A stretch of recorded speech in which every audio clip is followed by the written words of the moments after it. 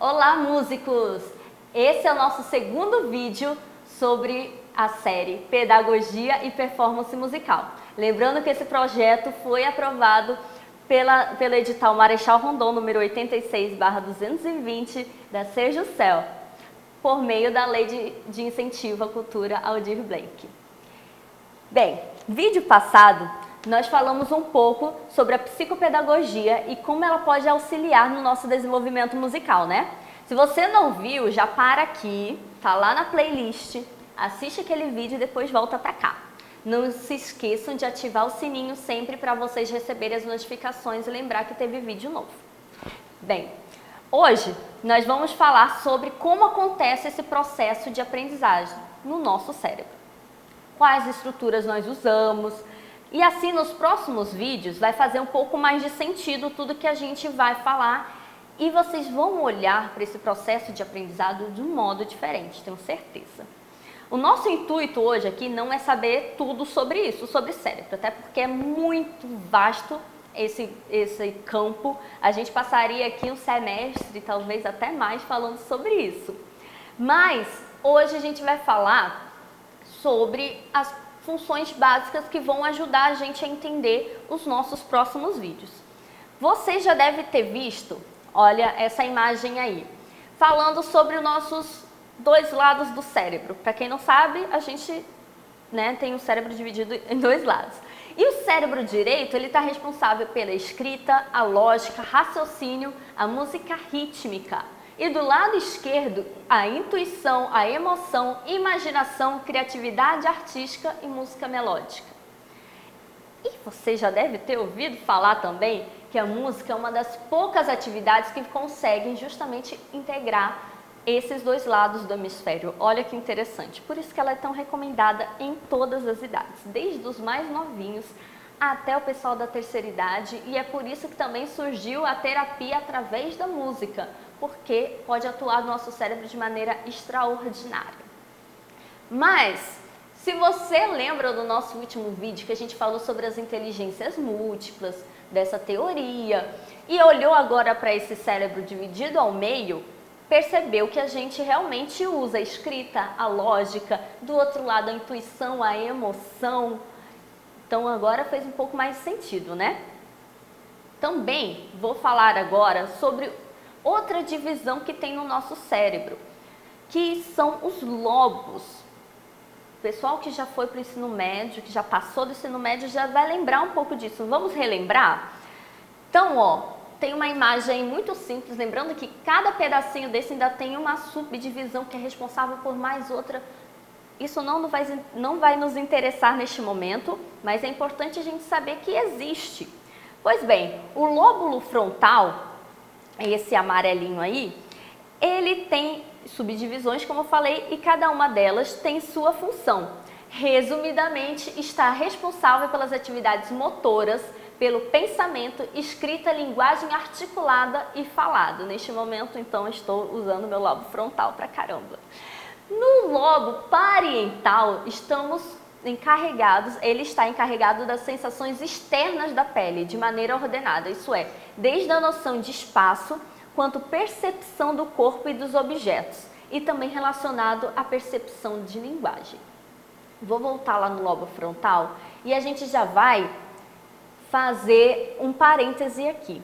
Já vou mostrar para vocês que a gente está usando todos esses lobos quando a gente está fazendo música. Por exemplo, o lobo frontal eu falei que está responsável pelas atividades motoras.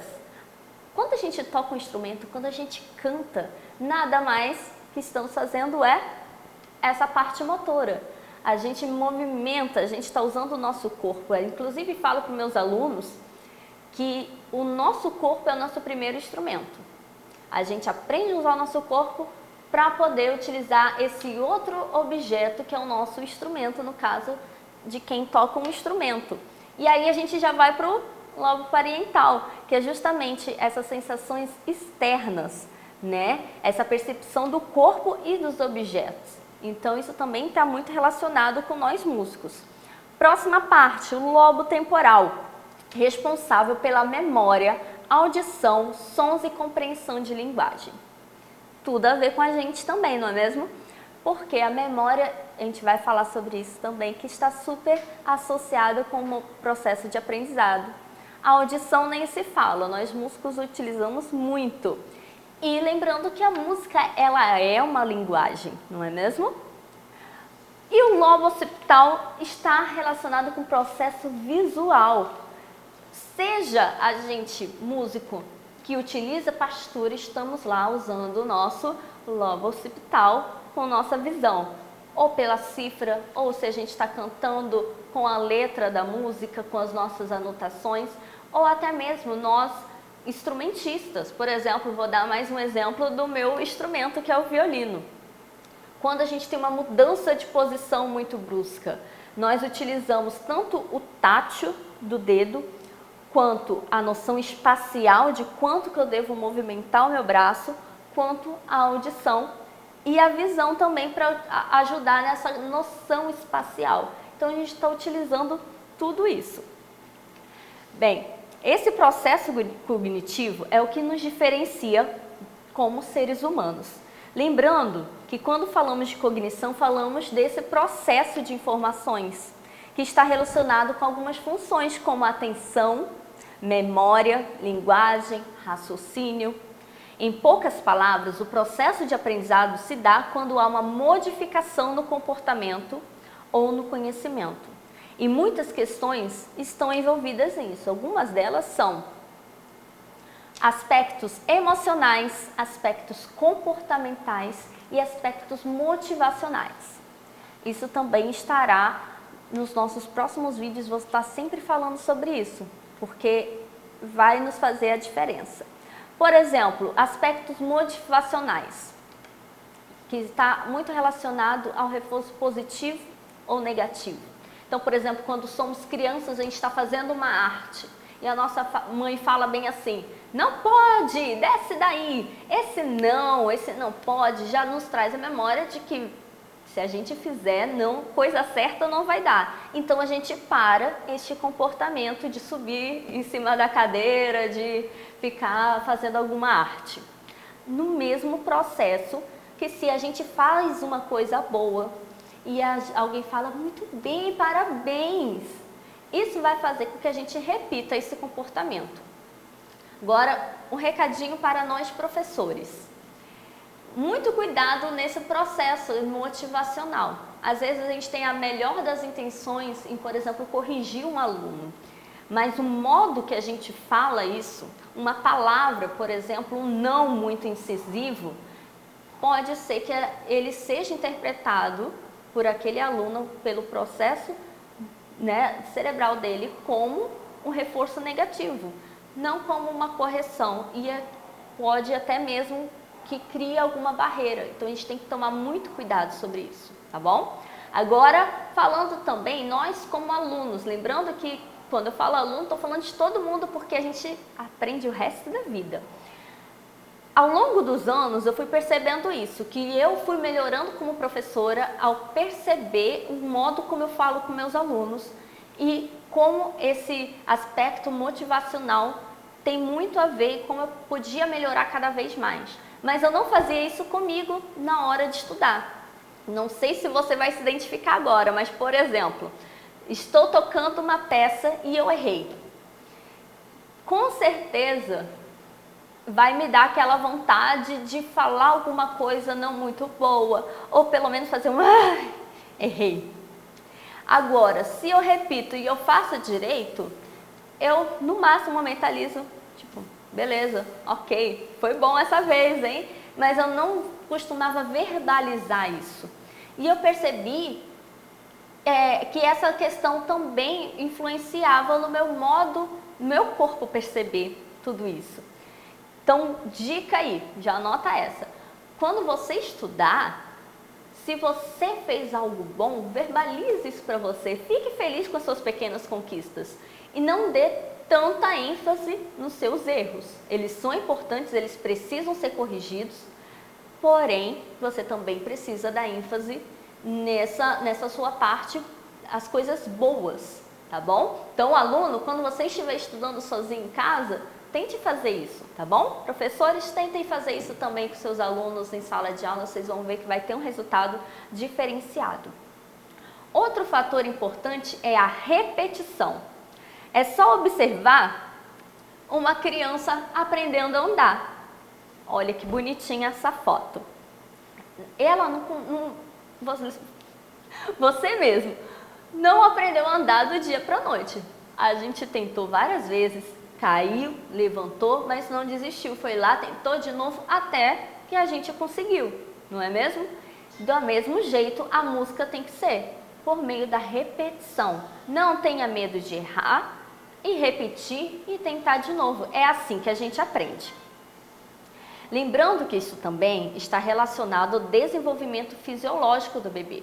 O bebê é muito novinho, ele não vai aprender a andar, mesmo que tenha uma motivação, mesmo que ele até esteja com vontade, mas se o organismo não estiver pronto, ele não vai conseguir. Então a gente também tem que respeitar todas essas faixas etárias, esse desenvolvimento fisiológico, lembrando que isso é muito individual de cada um. Levando isso para o nosso dia a dia musical, se uma criança muito novinha, por exemplo, não tem coordenação motora fina, algumas habilidades no instrumento, ela vai ter mais dificuldade. A gente, por mais que a gente force, pode até causar uma desestimulação. Então a gente tem que ter muito cuidado com isso, as expectativas que a gente tem em cima dessas crianças muito novinhas. A gente precisa preparar o corpo para que ela chegue naquela etapa, porque quando ela chegar, ela vai ter muita facilidade, com certeza. Um ponto importante a gente lembrar que todo esse processo de aprendizado, ele é individual. Então, uma pessoa da minha idade vai ter um processo de aprendizado diferente. Por quê? As emoções são diferentes, a bagagem cultural, a bagagem familiar, tudo é diferente. Então, isso tudo vai influenciar. Então, temos que respeitar o tempo de cada um. Respeite o seu tempo. Às vezes, eu mesma fico querendo mais e mais de mim, mas eu tenho que respeitar o meu tempo e as minhas limitações. Estimular, algumas funções são importantes nesse processo. E eu vou te dar três funções importantes da gente estimular para melhorar o nosso aprendizado. Primeiro, percepção, que está relacionado com os estímulos que recebemos dos nossos sentidos. Audição, visão, tato e etc.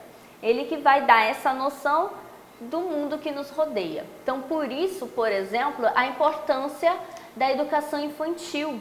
E aí eu já falo sobre a música também, essa musicalização infantil dos pequenininhos é importante para a gente estimular essa percepção. A atenção, super importante no processo de aprendizado. É ela que vai trazer a concentração, o processamento dessas informações, e essa função é fundamental no nosso dia a dia. Posso até dar um exemplo de quando a gente está cozinhando. Se a gente não tiver atenção, coisas ruins vão acontecer na cozinha e a gente pode até ficar sem o almoço, não é mesmo? Então, em pequenas coisas, a atenção é fundamental. Imagina o nosso processo de aprendizado. Vamos dar dicas sobre isso também mais para frente. E a memória. Nós estamos de novo falando sobre memória. Temos as memórias de curto, médio e longo prazo. Essa função é fundamental para o nosso aprendizado, pois é nela que vamos armazenar as informações que recebemos. Por isso, treinar a memória também é muito importante. Sobre as memórias, todos os tipos de memória, um filme muito didático que vai abordar sobre isso é o Divertidamente. Se você não assistiu, já anota aí para você assistir já já. Na pedagogia, nós temos diversas teorias de aprendizagem. Isso é, como que tudo isso, como o nosso cérebro vai processar, vai adquirir essas aprendizagens. São várias teorias. Não vamos entrar nesse mérito, nesse assunto, porque nos próximos vídeos a gente vai estar falando sobre alguns educadores musicais e um pouco mais dentro da área de música e como que isso vai ser importante, como essas metodologias vão ajudar a gente na área da performance. Eu acho que vai ser mais interessante para a gente. Porém, é muito interessante que vocês saibam, principalmente os professores, conheçam também essas teorias que embasaram todos esses educadores musicais. Então eu vou deixar na descrição do vídeo algumas sugestões de leitura para vocês lerem. Se eu tivesse que falar assim, quais os favoritos assim que merecem mais atenção, que vai fazer sentido nos próximos vídeos, Piaget e Vygotsky, tá bom? Então dá uma olhadinha nos PDFs que eu vou deixar os links aqui embaixo. Bem, agora eu vou deixar aqui uma citação de uma psicóloga chamada Virginia Kastrup, que ela diz em um de seus livros: existem numerosas diferenças entre as concepções psicológicas de aprendizagem, mas o que parece comum a todas elas é considerar a aprendizagem como acerca de algo exterior do organismo e como um processo de solução de problema. Então, quando vocês lerem lá, lembrem dessa citação aqui dela. Então, vai ter muito a ver não só com nós, nosso organismo, nosso cérebro, mas tudo que está à nossa volta e como isso entra, essas informações entram com a gente nesse processo de aprendizado. Isso é, a gente está aprendendo, como eu falei, nossa vida inteira. E essa busca para aprender é fundamental para que o nosso cérebro não perca o que a gente chama de neuroplasticidade. Toda vez que ocorre que o nosso cérebro está ali se movimentando para aprender alguma coisa nova, ele se modifica. Lembra que a gente falou que a aprendizagem é essa modificação também cerebral, que é chamado de neuroplasticidade. Vai também ter alguma coisa sobre isso aqui nos links abaixo. Recentemente, assisti um masterclass de piano com a última aluna viva de Rachmaninoff. Ela se chama Ruth Slenska, acho que é assim que se pronuncia, ela tem 96 anos. E além de, claro, ver os alunos participando, tocando, ver ela dando essa aula, uma das coisas que mais me chamou a atenção foi quando ela falou que ela não fica tocando as músicas que ela já tocou durante a vida dela. Ela começou muito pequena. Aos 6 anos ela já estava tocando Prelúdio e Fuga de Bach. Mas ela procura cada dia aprender uma música nova, que ela nunca tocou na vida, justamente para que o cérebro continue ali, porque ela falou, as músicas que eu já aprendi, eu já sei, já estão ali no meu cérebro.